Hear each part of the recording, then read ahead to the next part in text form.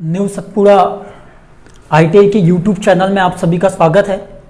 आज का जो हमारा टॉपिक है वो मशीन है। मशीन के बारे में आज हम समझेंगे कि ये मशीन क्या होती है। जनरली हम जो मशीन कहते हैं, मशीन एक डिवाइस होती है जो किसी कार्य को आसान या सरल बनाती है, या बात करें तो जो ह्यूमन एफर्ट होता है या जो मानवीय प्रयास होते हैं उसको कम करना तथा उनके कार्यों में एक्यूरेसी लाती है, या कार्यों में एक्यूरेसी लाने का काम आपकी मशीन करती है। अब ये जो मशीन होती है, मशीन एक्चुअल में जनरली मशीन की बात करते हैं तो हमारे जितने भी इक्विपमेंट, चाहे वो हमारी पेन हो, पेन का काम लिखने का, यदि इसकी बात करें तो ये भी एक मशीन है।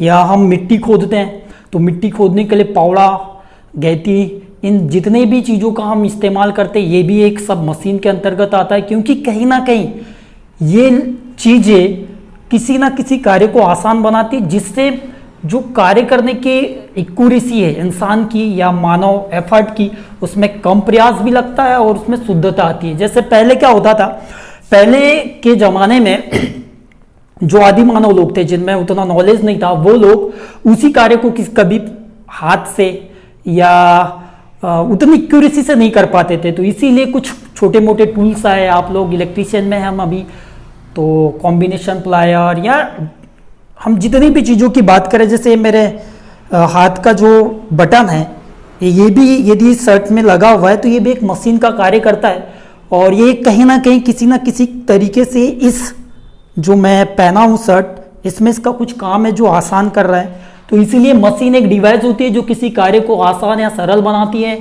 या ह्यूमन एफर्ट को कम तथा कार्य में एक्यूरेसी लाती है। ये तो बात हो गई जनरली मशीन की। अब हम इलेक्ट्रिकल से रिलेटेड मशीन की बात करते हैं। तो इलेक्ट्रिकल मशीन की हम बात करें तो इलेक्ट्रिकल मशीन में मैंने यहाँ पर एक टॉपिक लिखा हूँ। तो इलेक्ट्रिकल मशीन को मैंने दो भागों में बांटा हूँ। एक आपका डीसी मशीन और एक हो जाता है एसी मशीन। यहाँ हम इसको, इस इलेक्ट्रिकल मशीन की डेफिनेशन को देखा जाए तो इलेक्ट्रिकल मशीन में जनरली दो हिस्से होते हैं। एक जनरेटर वाला पार्ट होता है और एक मोटर वाला पार्ट होता है। तो जनरेटर वाले पार्ट में बात ये सामने आती है कि जनरेटर हमेशा आउटपुट के रूप में हमें वोल्टेज देता है, और मोटर वाले पार्ट में जो हमारा मशीन होता है उसको सप्लाई देना पड़ता है, मतलब इलेक्ट्रिकली सप्लाई देना पड़ता है। तो यदि इसी तरह इलेक्ट्रिकल मशीन के डेफिनेशन को देखें तो ये एनर्जी को कन्वर्ट करता है। तो इलेक्ट्रिकल मशीन को हम इस तरीके से बोल सकते हैं कि यह मैकेनिकल एनर्जी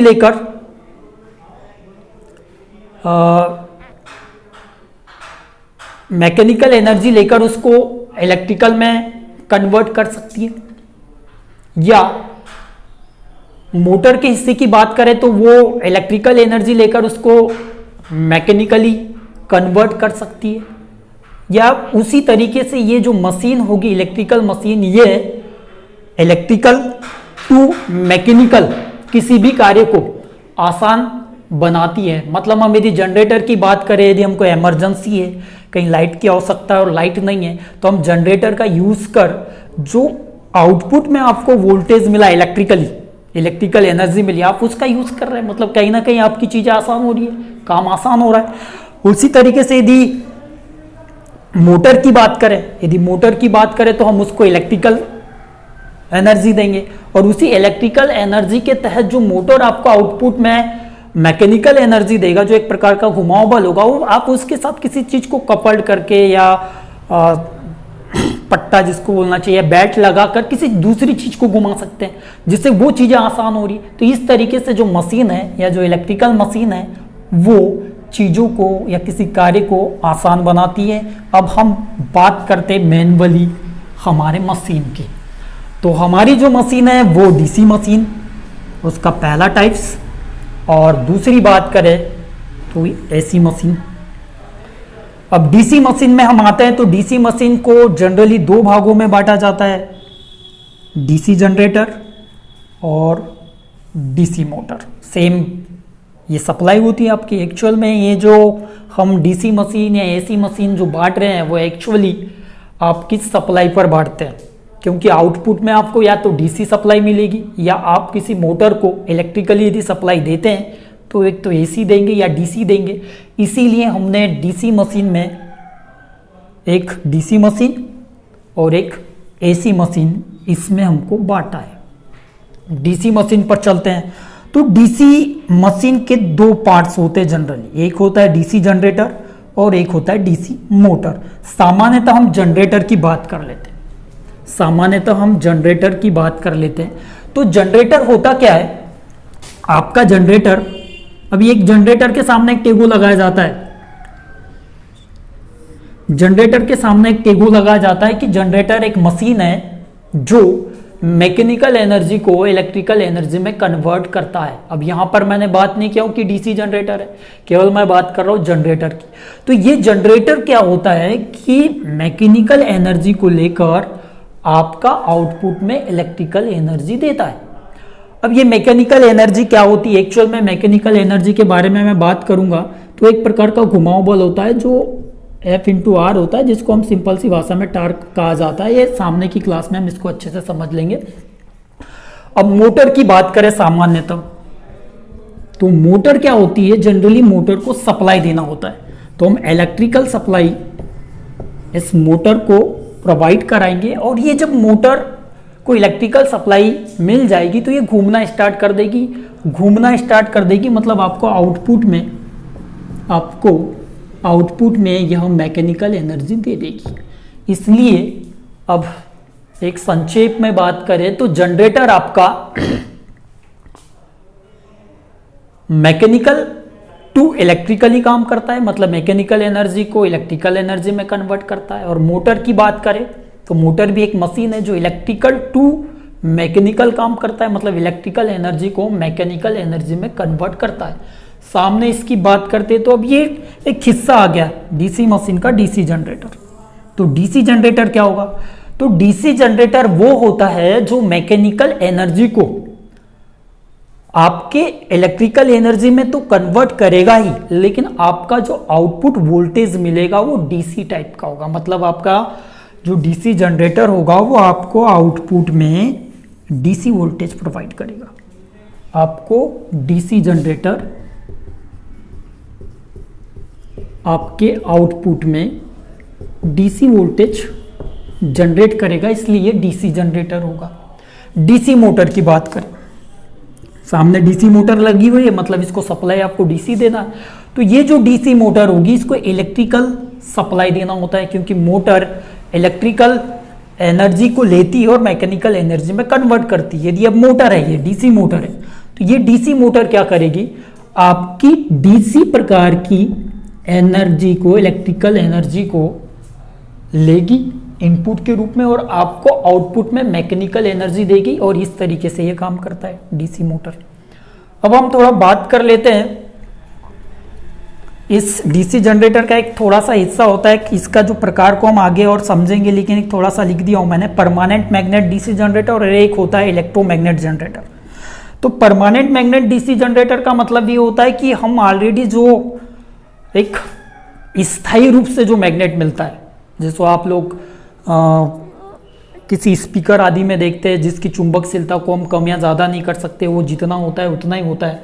तो उस टाइप के यदि मैग्नेट को आप यूज़ करके उसके बीच में किसी कंडक्टर को घुमा रहे हैं और वहाँ पर उस कंडक्टर में यदि ईएमएफ उत्पन्न हो जाए परमानेंट मैग्नेट के थ्रू, तो वो आपका जो जनरेटर का टाइप्स होगा वो डीसी जनरेटर होगा, क्योंकि आपने यहाँ पर परमानेंट मैग्नेट का यूज़ किया गया है, जिसकी चुंबकशीलता को आप कम नहीं ज़्यादा कर रहे हैं, जो जितना था उतना ही। तो उससे मिलने वाला जो आउटपुट होगा वो भी डीसी होगा, लेकिन प्रकार आपने परमानेंट मैग्नेट यूज़ किया है, इसलिए उसका प्रकार परमानेंट मैग्नेट डीसी जनरेटर होगा। यदि इलेक्ट्रोमैग्नेट डीसी जनरेटर की मैं बात करूं तो इसमें होता क्या है, हम जनरली किसी कोर बोलना चाहिए, या लोहे की पत्तियों पर या लोहे के टुकड़े पर, जिसमें आप इस्पात बोलना चाहिए, स्टील, उस पर किसी प्रकार से वाउंड करते हैं, उसको वाइंडिंग करते हैं, और वाउंडिंग करने पर आप तारों की संख्या या तारों से उसको लपेटते हैं, और जब उस पर आप सप्लाई प्रोवाइड करते हैं तो वहाँ एक इलेक्ट्रोमैग्नेट बनता है, और उसी इलेक्ट्रोमैग्नेट के तहत ये आपका जनरेटर यदि आउटपुट में आपको वोल्टेज देता है तो वो इलेक्ट्रोमैग्नेट होगा। तो इस तरीके से ये इलेक्ट्रोमैग्नेट डीसी जनरेटर कह सकता है। मतलब हम लोग क्या करेंगे, एक फील्ड कॉइल बनाएंगे किसी इस्पात के टुकड़े पर और उस पर कॉइल्स को लपेटेंगे, तारों को लपेटेंगे, सुपर एनिमल तार होता है जनरली, और उसको लपेटने के बाद जब हम उसको डीसी सप्लाई देंगे और उसके बीच में कोई कंडक्टर को यदि घुमाते हैं तो हम जनरली देखेंगे कि उस कंडक्टर पर एक ईएमएफ इंड्यूस हो जाएगा, और वही ईएमएफ यदि आउटपुट के रूप में यदि आपको मिलता है, यदि बीच में आप लोग यदि डीसी जनरेटर है तो मतलब बात करें तो कम्यूटेटर होता है, तो कम्यूटेटर ही वो आपको आउटपुट में डीसी देता है, और इस तरीके से इलेक्ट्रोमैग्नेट का एक टाइप्स हो जाता है जो डीसी जनरेटर यानी इलेक्ट्रोमैग्नेट डीसी जनरेटर होता है। सिंपल सी अब बात करते हैं एसी मशीन की, तो एसी मशीन को भी हम वैसे ही जनरेट कर सकते हैं, टाइप्स में बांट सकते हैं, एसी जनरेटर और एसी मोटर। अब एसी जनरेटर क्या होगा, इसको हम सिंपलतः अल्टरनेटर के भी नाम से जानते हैं।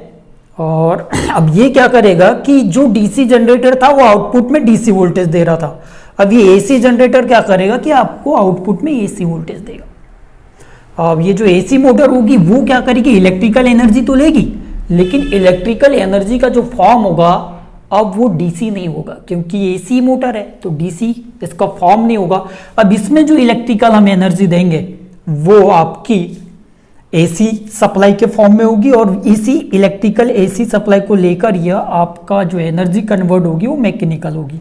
लेकिन ये क्या करेगा, ये सेम वही, इसको मैकेनिकल एनर्जी तो चाहिए, मैकेनिकल एनर्जी ये लेगा, यांत्रिक ऊर्जा ये लेगा, लेकिन आपको आउटपुट में जो इलेक्ट्रिकल एनर्जी देगा वो आपका एसी के फॉर्म में होगा, जिसको हम जनरली बोलते हैं कि आप लोग देखते हैं कहीं पर जनरेटर मिलते हैं, सिंगल फेस एसी जनरेटर लिखा हूँ, तो सिंगल फेस एसी जनरेटर का मतलब है कि ये आपका आउटपुट वोल्टेज आपको 230 वोल्ट एसी मिलेगा, जिसके टर्मिनल हम जनरली लाइन या न्यूट्रल के फॉर्म में देखते हैं या फेस या न्यूट्रल देखते हैं। यदि उनके बीच में आप कोई वोल्ट मीटर लगाते हैं तो उसका पोटेंशियल आप मेजर कर सकते हैं, जो जनरली 230 वोल्ट होता है सिंगल फेस का। वैसे 3 फेस एसी जनरेटर की बात करें तो जनरली सामान्यतः किसी जनरेटर में वायरों की बात करें तो आर, वाई, बी और न्यूट्रल, मतलब आर, वाई, बी ये 3 फेस हो जाएंगे, एक वायर आर का, एक वायर वाई का और एक वायर बी का, और एक न्यूट्रल जो ब्लैक कलर से हम दर्शाते हैं ये कलर कोडिंग के माध्यम से। तो 1 फेस, 2 फेस और 3 फेस और एक न्यूट्रल, क्योंकि सामान्यतः इंडस्ट्री में क्या होता है कि 3 फेजों की भी जरूरत होती है और उसी में सिंगल फेस की जरूरत होती है, तो हम ये 3 फेज एसी जनरेटर का ये वाला भी यूज कर सकते हैं 440 वोल्ट। हम सामान्यतः इंडस्ट्रियल की बात करें, जो घरेलू उत्पादन, घरेलू यूजेस वाले जनरेटर के भी बात कर रहे हैं, हम अभी बहुत ज़्यादा इसमें डीपली बात नहीं कर रहे। और एसी मोटर की बात करें तो वो भी सप्लाई पर काम करता है। यदि आपको सिंगल फेस एसी सप्लाई देना है, यदि कोई मोटर 230 वोल्ट लेती है, सिंगल फेस पर काम करती, तो वो सिंगल फेस एसी मोटर होगी। यदि कोई मोटर 3 फेस पर काम कर रही है तो यदि उसको 3 फेस की सप्लाई दोगे तो वो 3 फेस की एसी मोटर होगी।